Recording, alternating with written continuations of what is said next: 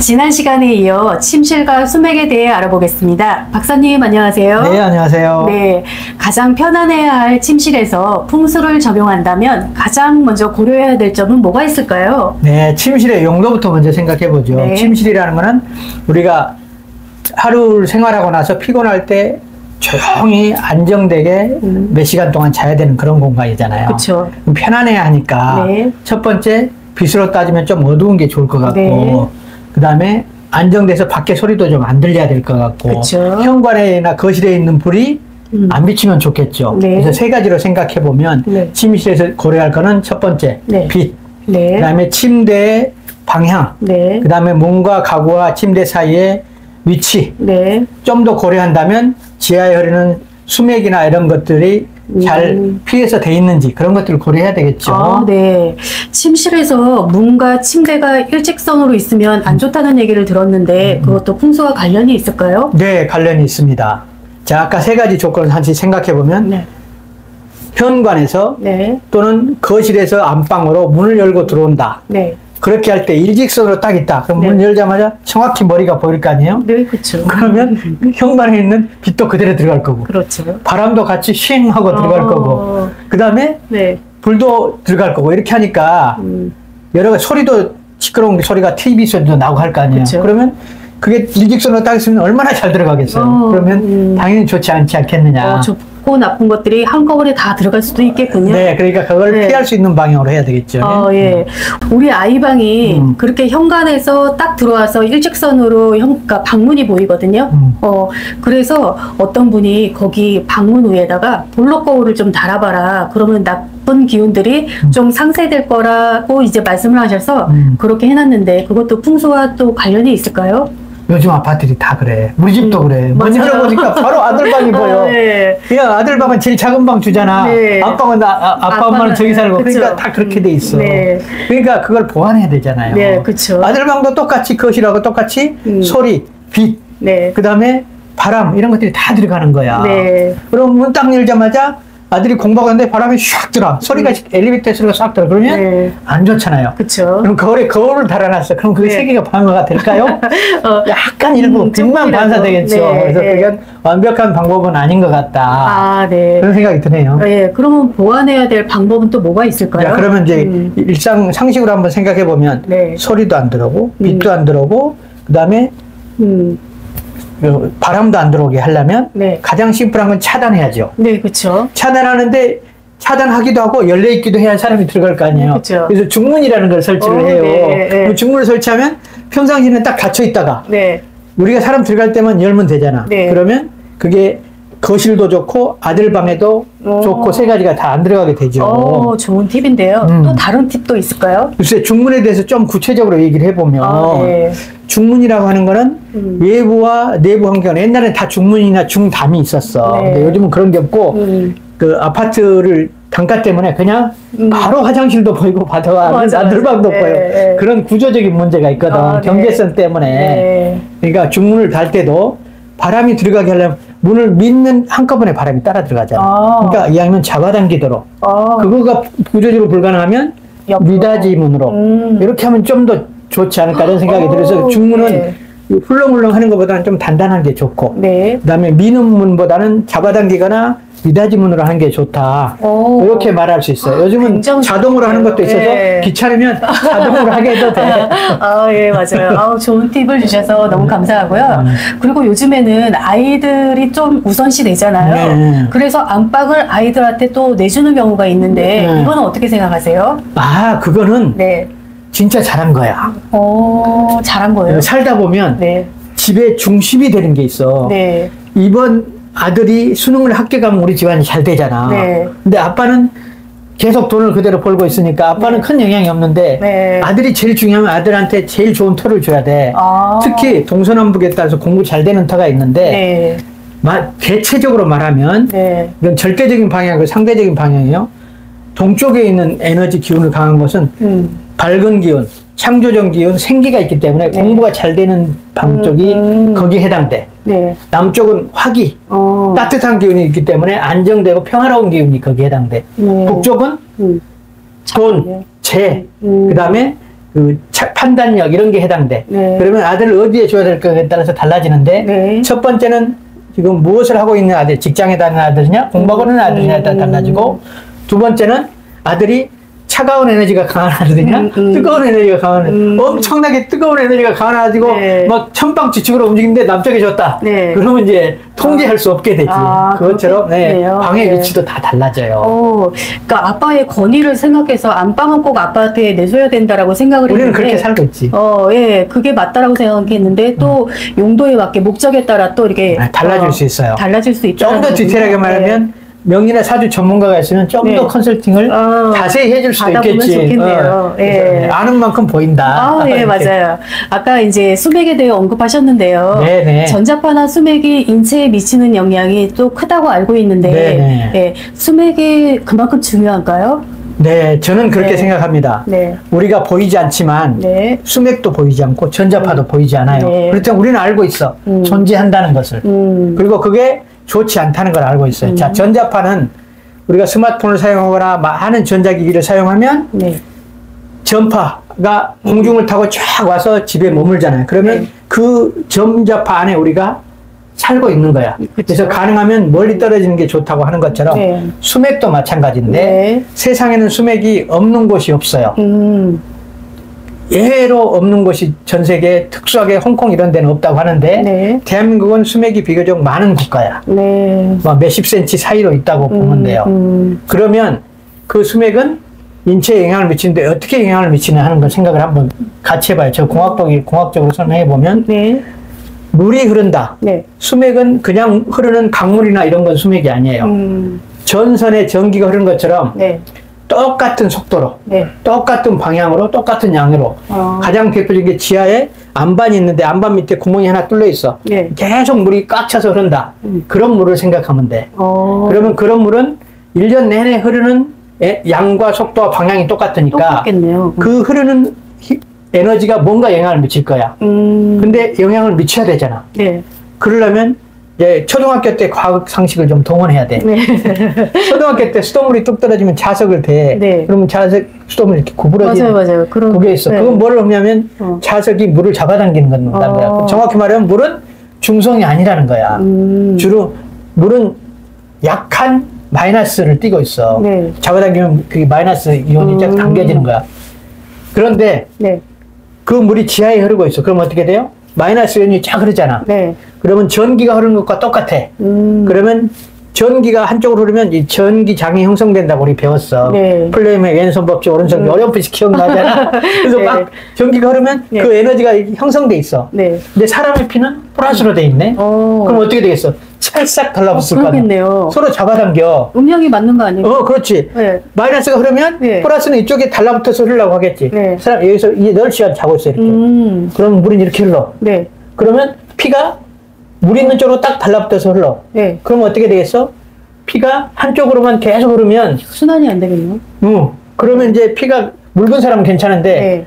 찐득찐득한 사람은 콜레스테롤이 높으면 어떻게 돼서 점점 달라붙어서 혈관이 점점 좁아지지.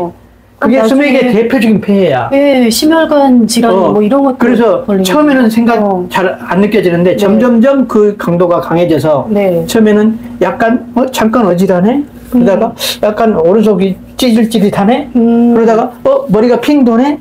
그러다가 뒷골이 당기네. 그게 이제 막 10년 이렇게 걸려. 그러다가 잘 눈이 안 보여. 뭐 이렇게 돼서 병원에 가다 보면 심혈관계 질환이라고 나타나. 그러면 오랜 기간이 지나면 알 수 있는 방법도 있지만 그냥 단순간에 수맥이 흐른다. 그걸 알면 어떻게, 얼마나 좋겠어. 어떻게 알 수 있을까요? 그러니까 모르지. 전문가들 이렇게 오시지 않는 이상은 그래, 모르는 우리는 이제 그냥 방송이니까 네. 간단한 팁을 원하잖아. 네, 그렇죠.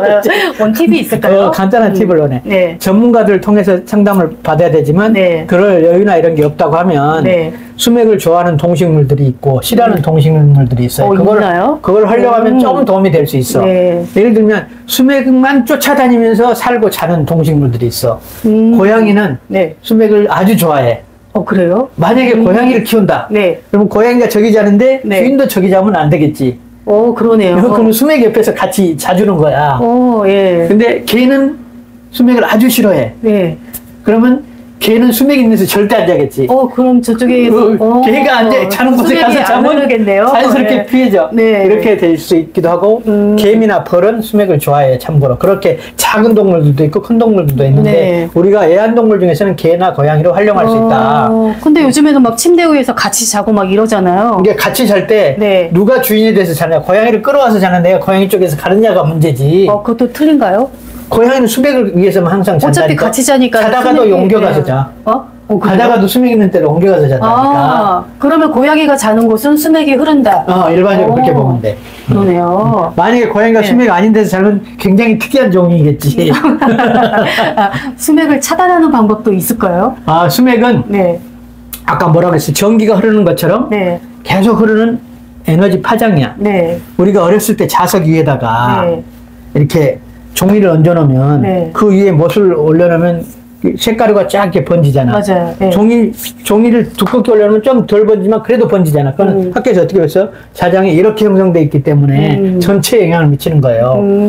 요새는 수맥을 차단한다고 네. 공판 이런 걸 막 사용하는데 네. 그게 아주 미미해. 위로 올라갈 거 아니야, 위로. 네. 그걸 차단하는 방법이 있어. 어떻게 해요? 요새 뉴스에서 나왔는데 요새 초전도체라고 나왔어요. 자기장을 차단하는 것들이 있어. 전기를 저항의 제로인 물질. 네. 그거는 아주 비싸. 아주 비싸. 차단할 수 있으나 불가능하다. 싼 현대 경제성을 가진 비용으로는 아직 수단이 없다. 그래서 금박으로 된 그 돗자리나 이런 건 안 될까요? 알루미늄, 금, 네. 금은 비싸니까 은, 동, 알루미늄, 구리 이런 것들이 네. 어마어마하게 팔렸어. 근데 그거는 효과가 아주 없어요? 크지 않다. 그래서 뉴스에 이건 조심스럽지만 뉴스에 네. 많이 나와서 대기업도 그런 게 한 적 있지만 네. 제 공학적인 경험으로 말하면 그거는 효과가 미미합니다. 그럼에도 불구하고 우리의 이제 심리적인 것 때문에 그나마 차단이 좀 되니까 네. 활용하는 경우가 있는데 100% 차단은 안 된다. 안 된다. 이렇게 저는 말씀드릴 수 있을 것 같아요. 네. 좀 진지해졌네요. 너무 중요한 말 하다 보니까. 네. 그리고 밑에 수맥이 흐른다고 했을 때 1층이나 아파트 1층이나 뭐 24층이나 다 똑같은가요? 자, 수맥은 네. 지구가 둥그렇잖아요. 네. 그럼 밑에 전기가 흘러. 네. 그러면 수맥은 생각보다 굉장히 오랫동안 똑같이 흐르기 때문에 네. 전기는 이게 속도가 변하지만 수맥은 속도가 별로 안 변해요. 그래서 점점 공진돼 가지고 굉장히 큰 파장이 형성돼. 그럼 지구가 둥그러니까 밑에가 요만했던 게 위로 가면 이렇게 되겠지. 콘 형태로 되잖아요. 지구를 단면을 자르면 밑에 넓이를 자르면 이렇게 돼야 똑같잖아요. 각도가. 네. 각도를 1도면 위로 올라가면 이만큼 넓어져. 1도가. 그 각도만큼 퍼지는 거거든. 수맥도 그렇게 퍼진다는 말씀이신가요? 이게 이렇게 올라가는 게 아니라 지구가 둥그니까 이렇게 올라가지 사실은. 네. 그러면 위로 올라갈수록 범위가 넓어지고 비행기에서 직접 가능할 정도로 높이 올라가요. 오, 그래요? 네. 그럼 위층일수록 고층일수록 안 좋다라는 거네요? 고층과 지하, 저층 아무 상관이 없다. 상관이 없다. 이렇게 퍼진다고 하셨으니까 고층이면 좀 더 넓어질 수 있지. 네, 그러니까 조금 더 확대가 된다라고 볼 수도 있잖아요. 네, 그런 개념으로 보면 근데 이제 이게 20층밖에 안 되면 거의 비슷하지. 워낙 지구 거리가 높으니까 8km에서 20층이면 아주 좁지만 근데 위로 갈수록 좀 넓어지는 건 분명해요. 어찌됐든 수맥은 다 탄다. 네, 수맥이 그렇구나. 딱 바닥에만 있는 게 아니고 네. 그게 물이 흘러가는 것과 아니라 파장으로 이렇게 진동한다고 보면 돼. 이렇게 쫙 올라가요. 이렇게. 그러면은 수맥이 그만큼 중요한데 네. 일반인들이 수맥을 쉽게 알 수 있는 또 팁이 있을까요? 알 수 있는 팁은 아까 말한 것처럼 동식물을 활용해야 되는 거 막 바꿨고 그도 안 된다. 그러면 집안에 어린 꼬마애가 있다고 보면 네. 본인이 어렸을 때고 어른 때 잠자는 습관을 생각해봐. 어린애들은 막 굴러다니죠. 그러다가 네. 어디 데서 자. 네, 어떨 때는 맞아요. 뒤로 뒤집어서도 자. 네. 근데 어른들은 딱 그 자리에서 자. 누가 수맥의 영향을 덜 받을까요? 아이들이겠죠? 아이들은 반드시 수맥을 피해서 자요. 아이들이 없는 집은 어떡할까요? 아이들이 없는 집은 네. 이제 전문가한테 상의를 하거나 네. 이제 좀 공부를 해야 되겠지. 근데 그렇지만 그냥 이렇게 할 수 있는 방법은 없어요. 아까 이거 말했던 있잖아요, 선생님. 이렇게 옐로드. 그러니까 엘로드는 연습하는데 시간이 좀 걸려. 일반인들도 연습을 하면 수맥을 찾을 수 있나요? 네네. 연습하면 찾을 수 있어요. 그래요? 네. 별로 많이 안 해본 전문가보다는 본인이 연습해서 열심히 해서 하는 것이 더 좋을 수도 있어요. 일반인도 그런 연습이 가능하고 수맥은 유럽부터 시작됐어요. 수맥 측정은. 유럽의 십자군 전쟁부터 시작됐는데 우리가 봄이 되면 수양버들 가지에 물이 쫙 올라서 버들이 피잖아. 네. 그럼 수양버들 가지를 V자로 가지고 이렇게 딱 잡고 있으면 이게 수맥의 에너지하고 이 수양버들 가지의 에너지하고 같은 물이 흐르기 때문에 네. 물기가 많은 나무는 작동을 해 똑같이. 그렇게 원리가 돼 있어요. 그걸 이제 좀 과학적으로 설명하기 위해서 네. 전도도가 높은 금속 가지고 네. 만든 거예요. 근데 그거는 감도가 좀 떨어지니까 그 감도를 높이기 위해서 네.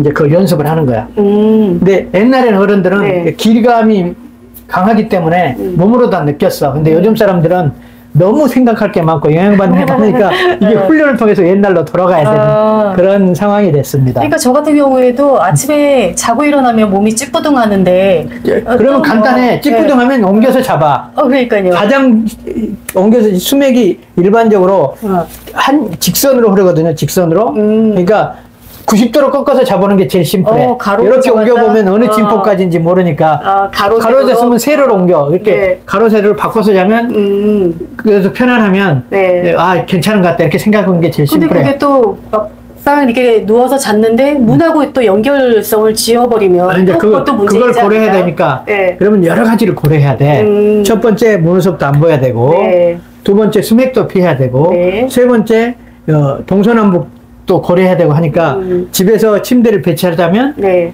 놀 데가 한두 군데밖에 없어. 아주 제한돼 있어요. 맞아요. 근데 보통 침대는 방 가운데 딱 잘 보이는데 가운데 네. 벽에 딱 붙여가지고 붙이는 경우가 대부분이어서 일반적으로 수맥을 피하지 못하는 위치에 있게 돼요. 근데 방에 보통 침대를 많이 두시잖아요. 침대보다 방에서 자는 게 좋을까요? 아니면 침대에서 자는 게 또 이게 풍수적으로 좋을까요? 이제 그걸 생각해보면 지기를 받느냐의 문제인데, 우리가 땅에서 가까울수록 사람은 이제 지기 에너지를 많이 받아요. 네. 그러면 침대 살짝 놓는다고 영향이 달라지진 않아. 상관이 없다? 달라지는 바닥이나 그거는 큰 차이가 없어요. 대신 침대는 방바닥보다 네. 온돌이 아닌 이상은 온도가 일정한 편이고 네. 방바닥은 온도 차이가 변화되니까 네. 침대가 좀 더 현대사에서는 좋다고 말할 수 있어요. 아, 그렇구나. 그래서 층이 같다면 네. 침대를 더 선호한다고 말할 수 있습니다. 네. 좀 더 얘기하자면 네. 그러면 지기는 어디까지 올라가느냐 그런 문제가 생기잖아요. 네. 아이러니컬하게도 지기는 몇 층 안 올라가. 그래요?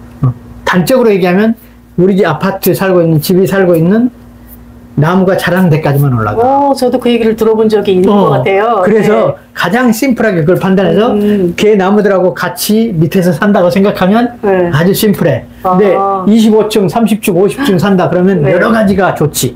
오션뷰에다가 그쵸. 한강뷰, 마운틴뷰, 자충용 500호 아무것도 없이 너무나 전망은 좋으나 네. 지기하고도 멀어지고. 그런 지기적인 면에서는 저층이 낫다.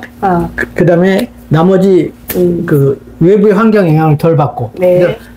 다른 곳은 괜찮은데 네. 사람의 사는 환경은 땅하고 좀 가깝고 너무 가까우면 안 돼. 지하로 들어가면 좋을까요? 안 좋을까요? 안 좋을 것 같죠. 지하는 습하고 네. 오히려 안 좋아. 네. 지표에서 약간 떨어진 곳. 근데 그런 곳의 환경이 일정하게 층도 제한돼 있고 그다음에 주변 환경도 제한돼 있으니까 우리가 말하는 좋은 아파트나 좋은 집하고 홍수에서 말하는 좋은 아파트나 좋은 집은 약간 거리가 있다. 차이가 있을 수 있다. 네, 그렇게 말할 수 있겠습니다. 저희 집은 4층인데 딱 나무가 딱 보이더라고 거기까지가. 그래서 너무 좋은 것 같아요. 네네. 이런 거 좋은 것 같습니다. 네, 오늘은 좀 이제 침실에 대해서 수맥에 대해서 조금 말씀을 나눠봤는데 다음 시간에는 더 알찬 내용으로 또 찾아뵙겠습니다.